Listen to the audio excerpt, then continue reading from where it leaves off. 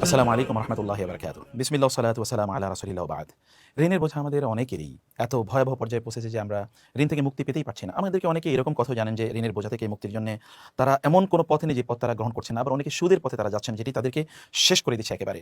তো ঋণ অনেকে বাধ্য হয়ে তারা ঋণ নিচ্ছেন, ঋণের বোঝা থেকে তারা বের হওয়ার মতো কোনো সুযোগও তারা খুঁজে পাচ্ছেন না। কিন্তু আল্লাহ রাসূল সাল্লাল্লাহু আলাইহি ওয়াসাল্লাম আমাদেরকে ঋণ মুক্তির জন্য একটা অসাধারণ পদ্ধতি শিখিয়ে দিয়েছেন।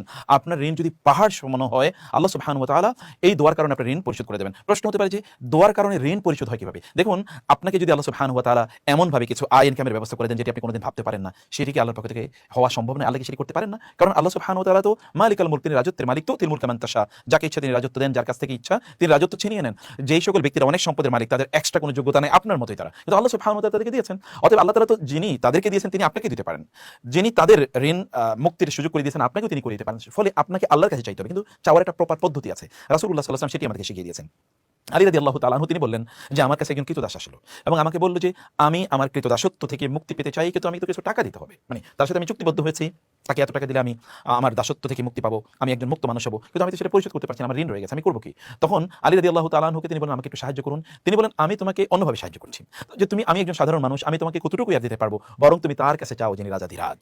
রাসূলুল্লাহ সাল্লাল্লাহু আলাইহি ওয়াসাল্লাম আমাকে শিখিয়ে দিয়েছেন, আল্লামানি রাসূলুল্লাহ সাল্লাল্লাহু আলাইহি ওয়াসাল্লাম কালিমাতিন, রাসূল আমাকে এমন কিছু কথা শিখিয়ে দিয়েছেন, যদি কেউ ওই কথাগুলো পড়ে আল্লাহর কাছে সেগুলো বলে যদি প্রার্থনা করে, তাহলে তার উহুদ পাহাড়, মানে বিশাল পাহাড়ের মতো বোঝাও যদি তার মাথায় থাকে, ঋণের বোঝায় যদি সে জর্জরিত থাকে, আল্লাহ তাআলা তার ঋণ পরিশোধ করে দেবেন। কি অসাধারণ, তাই না?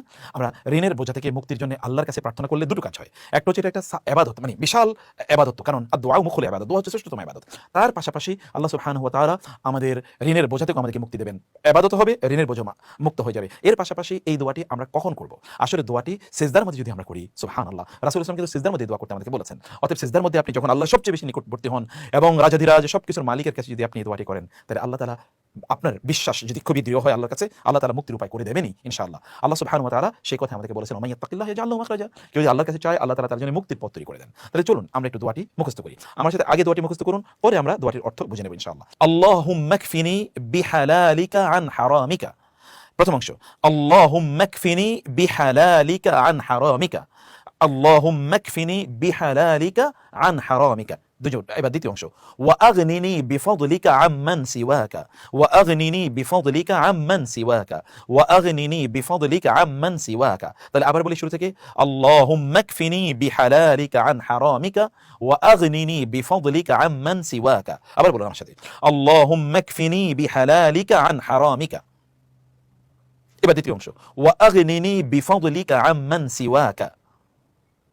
মাশাআল্লাহ। তাহলে আপনারা পড়তে থাকুন, রেকর্ড করুন, বারবার শুনবেন, এবং যারাই আপনাদের কাছে ঋণের কথা বলবে তাদেরকেই মানে এই দোয়াটি তাদেরকে পাঠিয়ে দেন, তাদের কাছে এটা রেফার করুন, তাদের সাথে শেয়ার করুন, তাহলে আপনি কিন্তু দায়ী হয়ে যাবেন ইনশাআল্লাহ।